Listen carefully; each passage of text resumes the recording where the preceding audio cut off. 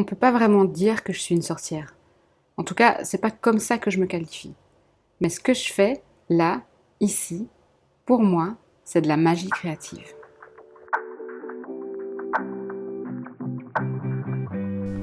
Bonjour à tous, j'espère que vous allez bien. Aujourd'hui, on va parler magie, spiritualité, intuition, magie créative surtout. Et quoi de mieux pour parler de ce sujet que de vous faire un petit art journal with me en vous montrant un peu comment j'ai réalisé cette page que je vous ai partagée pour mon grand retour sur Instagram qui dit justement The Witch is back. Et pour moi, ça veut dire beaucoup de choses. The Witch is back, c'est The Witch is back en Instagram. Donc la sorcière revient sur Instagram. Je voulais donner une petite note humoristique à ce retour. Mais aussi The Witch is back, puisque je vous avais parlé de ma crise de foie qui dure depuis cet été. Alors je ris quand je dis crise de foie, parce que non, je n'ai pas mangé trop de chocolat, mais vraiment on parle de spiritualité. Et je voulais vous parler un petit peu comment j'aborde mon intuition, comment j'aborde la magie dans mon quotidien, d'où je viens, ce que je fais, et peut-être que ça va vous parler aussi, et peut-être de nouveau, mon idée c'est de vous déculpabiliser quant à votre pratique, parce que j'ai fait un long chemin sur la voie de la spiritualité, et je voulais vous parler de tout ça. Cette idée de vidéo aussi est venue d'une question que j'ai reçue sur YouTube, et je vais vous la lire. Côté vidéo, ça m'intéresserait que tu abordes l'intuition, les oracles, ce que tu intègres de magique et mystique à ton quotidien. Est-ce que tu célèbres les fêtes païennes? Est-ce que tu sensibilises ta fille à tout ça? Ou est-ce que ce n'est que ton univers à toi? Je trouvais que c'était un bon point de départ pour parler de ça et de ce gros sujet, un peu New Age, un peu tendance et tout ça. Alors pour commencer, je vais déjà vous dire d'où je viens. Donc j'ai grandi dans une famille catholique, mais pas catholique pratiquante, mais je pense que c'était un petit peu la tradition et on se posait pas trop de questions sur les croyances, on se refilait un petit peu les croyances. Mais quand je dis que j'ai grandi dans une famille catholique, c'est juste que j'étais à l'école catholique, que donc j'ai été baptisée, j'ai fait mes communions, j'ai appris la vie de Jésus, de la Bible à l'école. Et je me suis jamais vraiment trop questionnée là-dessus. Je pense que quand on est enfant, on se questionne pas sur ce genre de choses. Et donc, je pense que c'est vers mes 13 ans, je pense vraiment après toutes les communions et après toutes les fêtes catholiques passées, que j'ai vraiment comme eu une prise de conscience. Je pense que c'était à la mort de mon grand-père.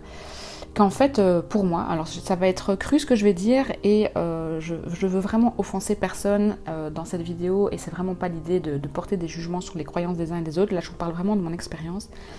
Mais moi, je me suis dit à un moment, pour moi, tout ça, c'est n'importe quoi, j'y crois pas. Je crois pas en Dieu, je crois pas en Jésus et j'ai vraiment fait un espèce de rejet de la religion en général. Toute religion confondue. Et je vais pas dire que j'étais athée, parce que j'ai toujours cru en une espèce de magie, une espèce de spiritualité, mais j'arrivais pas à mettre des mots dessus. Mais en tout cas, ce qui était sûr, c'est que je ne voulais pas me relier à une religion où il fallait aller à la messe, où il fallait répondre à des codes, où il fallait faire ceci, cela, lire tel livre. Voilà, il y a un côté aussi culpabilisant, je trouve, dans certaines religions. D'ailleurs, on parle des 10 commandements, avec des ordres carrément. Donc ça, c'est vraiment dans mon adolescence que j'ai commencé vraiment à remettre en question tout ça.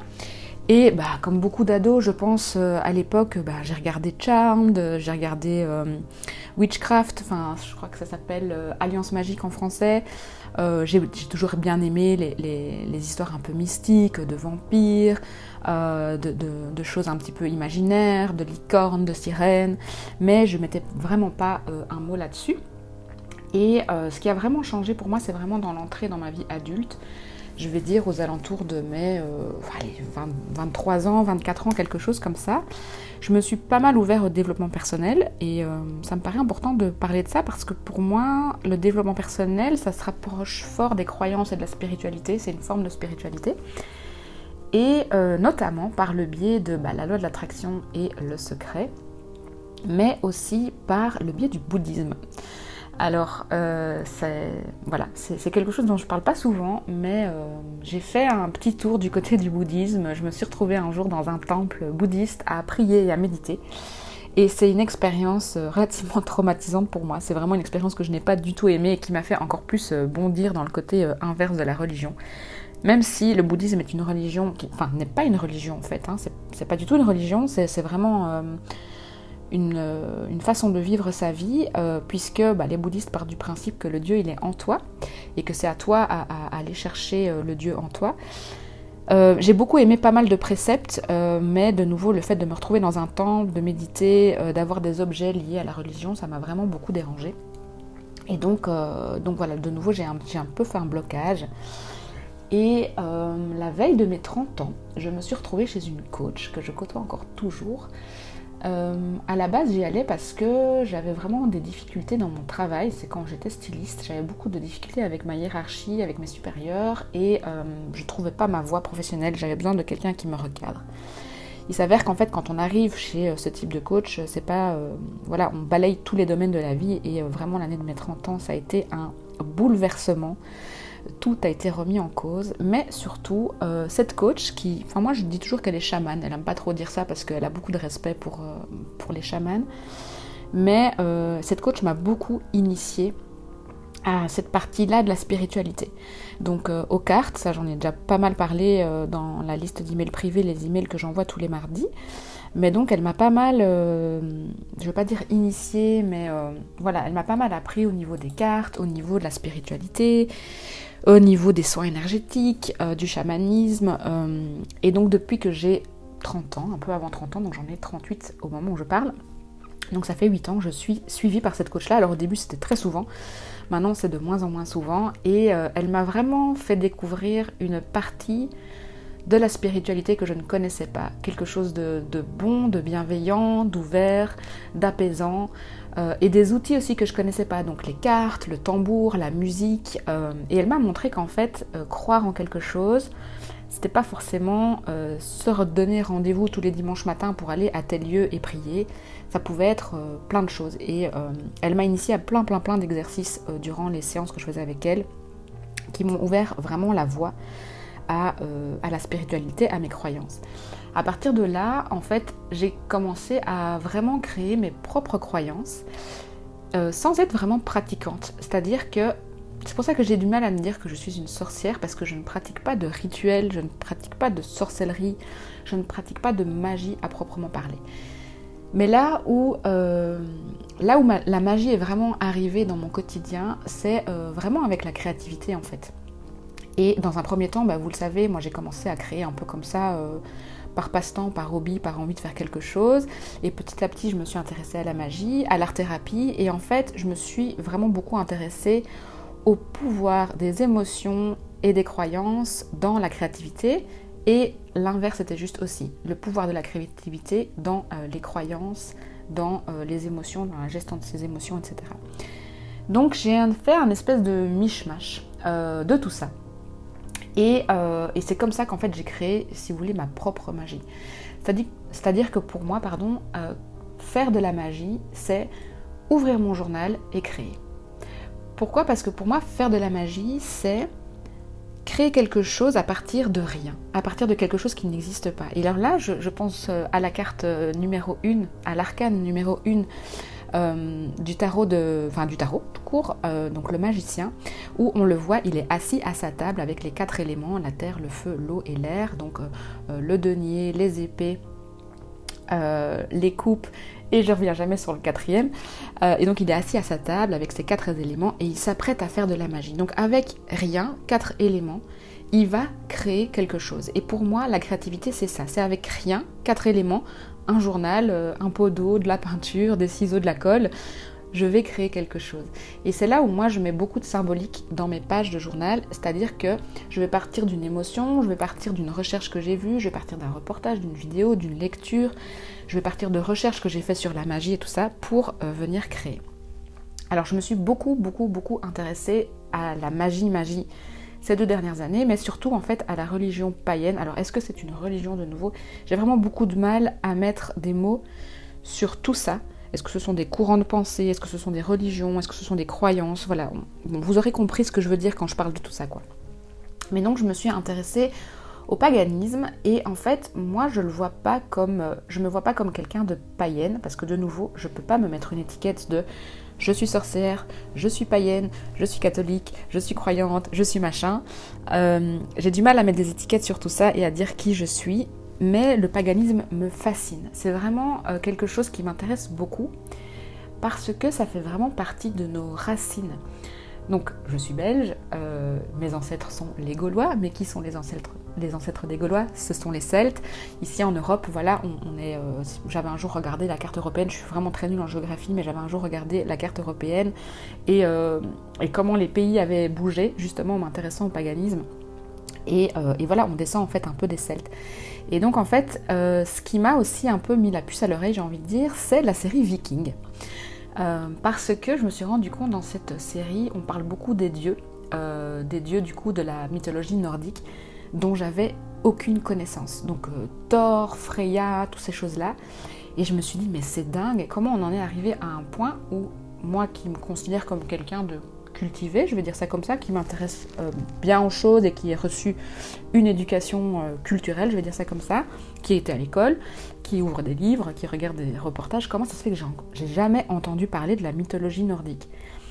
Et là où ça a vraiment commencé à m'intéresser, toute cette histoire de paganisme, c'est de me rendre compte qu'il y a tout un pan de nos racines et de nos générations qui a été balayé par le temps, par les hommes, par les religions.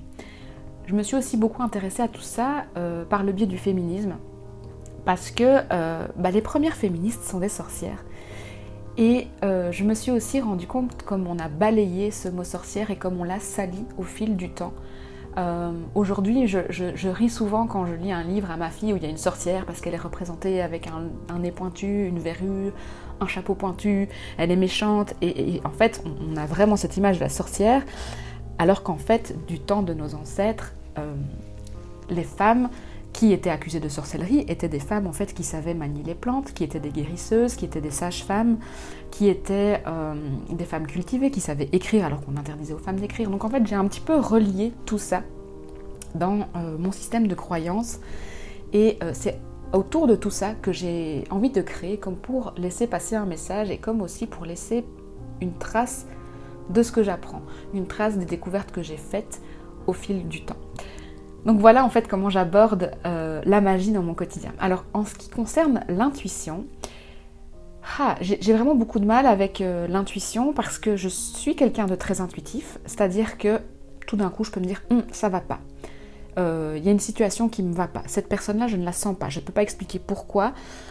Cette situation, je la sens bien ou je la sens pas. J'ai une intuition, mais je vais dire que je la développe pas fort. J'ai eu donc ma période tarot et oracle où j'ai vraiment fait beaucoup de tirages et où j'ai arrêté parce que ça me paraissait pas juste de moi donner des réponses aux gens et m'imposer comme étant celle qui avait les clés. Pour moi, les clés, on les a tous et c'est à nous à venir chercher les clés. On en revient un peu à ce que je disais au niveau du bouddhisme. Donc ma partie intuition, bizarrement, je ne l'ai pas développée plus que ça. Je pense que l'intuition pour moi, c'est plus les émotions, c'est mon ressenti. Mais je n'ai pas développé cette intuition avec la lune par exemple, même si je m'intéresse de nouveau beaucoup aux travaux lunaires et c'est quelque chose auquel j'aime faire attention et auquel j'aime me dire ok, dans un temps donné, dans le temps, j'aime avoir un peu de la gratitude pour telle chose, etc. Mais je veux dire, j'ai pas cette intuition comme on peut l'avoir, le cliché de l'intuition et de la magie et de la sorcière et tout ça. En ce qui concerne les oracles et le tarot dont je parlais un petit peu, pour moi c'est vraiment devenu un outil. Alors je vous invite aussi à aller voir mon cours Cartes Sacrées si ça vous intéresse comment j'aborde le tarot et les oracles dans ma créativité parce qu'il y a vraiment un cours complet là-dessus. Mais pour moi c'est un outil au même titre que le livre est un outil. C'est-à-dire que ça reste quelque chose qu'on peut feuilleter, qu'on peut ouvrir, qu'on peut regarder avec plein d'informations, avec toute une histoire. En fait je me rends compte que ce qui m'inspire à créer, c'est justement faire des recherches sur un sujet, donc le paganisme, la sorcellerie, le féminisme, les oracles, le tarot. Par exemple, quand j'ai cherché sur le tarot, je suis venue à la Renaissance et à toute la peinture de la Renaissance. Donc en fait, tout est vraiment lié et c'est au fur et à mesure des recherches que j'en arrive à vouloir faire des pages et à créer autour de ça, parce que je m'intéresse à l'histoire, parce que je m'intéresse à où je viens, etc. Qu'est-ce que j'intègre de magique et de mystique à mon quotidien? Mais en fait, pas grand-chose, comme je l'ai pas mal dit jusqu'à présent. Ce que j'intègre pour moi de magique, c'est vraiment la créativité et c'est vraiment cette notion de faire quelque chose avec rien. Et c'est pareil pour le mystique. Maintenant, c'est vrai que quand je me sens pas bien, quand j'ai un problème, je vais aller chercher mes cartes et je vais faire un petit tirage, je vais tirer une carte pour me sentir mieux. Donc c'est un petit peu comme ça que je le fais, mais c'est de manière très sobre, de manière très normale en fait. Comme on dirait, je vais chercher un bouquin, ben non, moi je vais chercher dans mes livres de magie et dans mes livres... Mais comme je dis de nouveau, je ne vais pas pratiquer des rituels, je ne vais pas pratiquer des sorts. Je vais plutôt me servir des outils comme des gris-gris, comme des doudous. Je vais prendre une pierre dans mes mains parce que ça va me faire du bien, je vais créer une baguette magique parce que tout d'un coup j'ai envie d'avoir un peu de magie et je vais faire une baguette magique.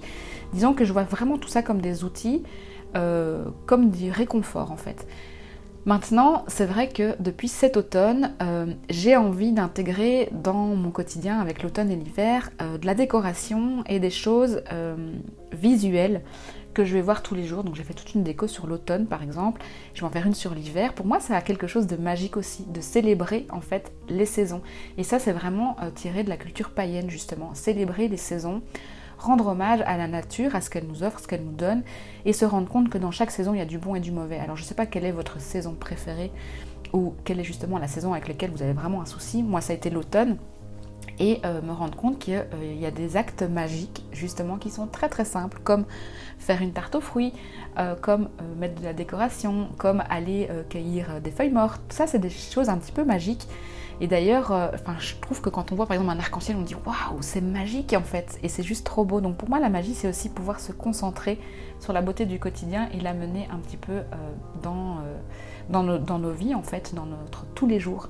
Boire un café en conscience, être reconnaissant de ce café, tout ça pour moi c'est vraiment lié à la magie, sans être le gros truc spirituel, le lourd qu'on nous apprend, qu'on voit avec des incantations et un air sérieux. En fait pour moi ça doit rester fun, ça doit rester drôle, ça doit rester accessible. J'ai déjà assisté à des méditations de groupe autour de la magie pour des pleines lunes, où l'hôte prend un air sévère et une grosse voix et lève les mains au ciel. Voilà, moi c'est quelque chose qui me parle pas, qui me fait peur, avec lequel je suis très mal à l'aise. Pour moi ça doit être facile. Hop, j'ai envie de tirer une carte, je vais tirer une carte. Je m'en fiche un peu de savoir comment je le fais. J'ai par contre quelques petits tocs, par exemple je tire toujours les cartes de la main gauche, la main du cœur. Il y a des petites choses comme ça que j'ai, par mes croyances, j'ai instauré. Mais me mettre à une table, créer un cercle de protection, implorer des dieux, des déesses, tout ça, je ne le fais pas en fait, parce que ça ne me parle pas. Par contre, je vais travailler avec une déesse dans mon journal, je vais la représenter en peinture, en collage, je vais noter quelles sont ses qualités, et ça va me permettre justement d'aller chercher ces qualités que j'ai en moi. Est-ce que je sensibilise ma fille à ça? Donc là, j'en viens toujours à cette question qu'on m'a posée sur YouTube. Oui et non, parce qu'elle est très petite, elle a 4 ans et j'ai peur de mal faire, j'ai peur de la frustrer, j'ai envie qu'elle ait elle-même ses croyances. Maintenant, à quoi je la sensibilise plutôt aux choses auxquelles moi j'ai pas été sensibilisée, par exemple, c'est une bêtise, ça n'a rien à voir avec la magie, mais par exemple elle m'a dit l'autre jour, les garçons ils peuvent pas porter des jupes. Et donc du coup, je lui dis, si, les garçons ont le droit de porter des jupes s'ils ont envie, c'est juste que souvent ils aiment pas, mais ils peuvent porter une jupe. Et donc je lui donne des exemples, et je lui montre des exemples de garçons qui portent des jupes, et que voilà, j'essaye plutôt de remettre en question chez elle, c'est quoi la normalité. Tout ce qui est croyance et tout ça, non. Par contre, c'est vrai qu'on célèbre. Elle a vu que j'ai mis la décoration d'automne, elle y a participé, elle trouvait ça très chouette. Je vais par contre beaucoup la sensibiliser à la créativité. J'avais un jour écouté ça dans un podcast où l'hôte disait que sa mère très tôt lui avait donné tous les outils pour créer et que du coup elle n'avait jamais eu cette peur de créer. Et ça, j'essaye vraiment de renforcer ça, cette confiance en elle de créer. Quand elle me dit qu'un de ses copains lui a dit maman, c'est pas joli ce que tu fais, c'est du cribble crabble, comme elle dit, parce que elle parle néerlandais, je lui dis est-ce que toi tu trouves que c'est joli, est-ce que toi tu aimes, c'est à toi que ça doit plaire. Donc de nouveau venir chercher les clés en elle. Parfois elle vient aussi au-dessus de mes peintures, elle me dit mais maman, ce que t'as fait c'est cribble crabble, c'est pas joli. Et je dis mais oui, mais moi j'aime bien, et c'est ça qui compte, c'est que moi ça me plaît. Donc je la sensibilise plutôt à cette créativité là, la créativité libre et débridée. Maintenant, donc pour revenir vraiment à la magie et aux fêtes et tout ça, bien sûr, on fête Noël. Par exemple, Noël, c'est une fête que j'adore. Voilà, j'adore l'esthétique de Noël avec le Père Noël, les lumières, les boules de Noël et tout ça, mais je l'associe pas du tout au catholicisme. Bien sûr, je la fête le 24 et le 25, mais parce que c'est comme si c'était une tradition. En fait, je vis aussi avec le monde qui m'entoure. Moi, depuis toujours, on a fêté Noël le 24 et le 25, et c'est un moment de joie, c'est un moment de partage, c'est un moment d'un bon repas, mais je vais pas associer quelque chose de religieux. Par contre, je me suis intéressée du coup à Yule l'année dernière, et cette année-ci j'ai encore envie de me plonger dans la symbolique de Yule, parce que c'est quelque chose qu'on n'a pas appris à l'école, en tout cas pour ma part, puisque j'étais en école catholique, c'est que Yule, c'est la fête du retour de la lumière, et je trouve que cette symbolique est tellement belle. Donc c'est le dieu de la pénombre qui perd son combat contre le dieu de la lumière en gros, et c'est vraiment en fait fêter le retour de la lumière le 21 décembre parce que ça y est, les journées redeviennent chaque jour un petit peu plus longues. Et donc toutes ces symboliques là me parlent fort, mais je pense que du coup c'est plus le côté nature qui va me parler, même si comme je vous l'avais dit dans ma vidéo inspiration, je vais pas aller dans la nature vraiment faire une promenade pour rester inspirée. Mais donc voilà pour tout mon parcours spirituel, mon parcours sur l'intuition, la créativité, la magie, comment j'intègre ça dans mon quotidien. J'espère que ça répond pas mal à vos questions, et j'espère aussi que ça vous donne des pistes d'exploration. En tout cas, ce que je voulais vous dire, et ça c'est un message que j'ai envie de passer de manière générale, c'est que les croyances, elles sont libres. Ne vous jugez pas entre vous pour les croyances que vous avez, ne jugez pas les religions. Moi c'est vrai que j'ai mon parcours avec la religion et toutes les religions confondues et que j'ai beaucoup de mal avec ça reste mon parcours, mais je les juge pas. Je veux dire, quelqu'un peut arriver chez moi à la maison avec sa propre religion, et ses croyances, et je suis tout à fait dans le respect et la tolérance de ça, parce que chacun a le droit de croire ce qu'il veut. C'est un message que je trouve vraiment important à partager, c'est que chacun a le droit de croire ce qu'il veut. Si vous avez envie de croire en la magie des licornes, grand bien vous fasse. Moi j'adore travailler avec les licornes par exemple, c'est quelque chose que je trouve magique, c'est merveilleux, ça me met en joie.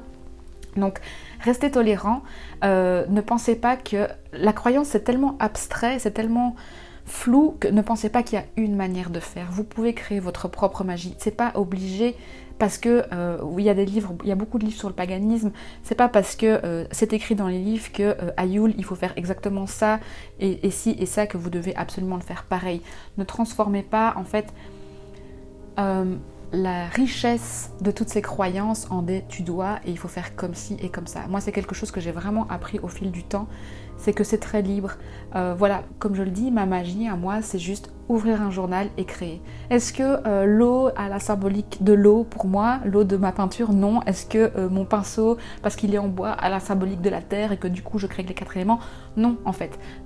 Mais le simple fait d'ouvrir un journal et de créer quelque chose qui n'existe pas, avec des symboliques, avec des recherches, avec l'histoire, pour moi c'est ça la magie. Donc faites comme vous le sentez, faites ce qui vous semble juste, dans la tolérance et dans le respect d'autrui, dans la tolérance et dans le respect des autres religions. J'espère que ça vous a pas mal éclairé, donné pas mal de pistes. Partagez avec moi en commentaire comment vous voyez tout ça et comment vous pratiquez la magie au quotidien. Est-ce que pour vous, la magie c'est de la créativité et la créativité c'est de la magie? Je suis très intéressée par ce débat. En attendant la prochaine vidéo, je vous dis prenez bien soin de vous et de votre créativité, mais surtout de votre magie. À très bientôt. Bye!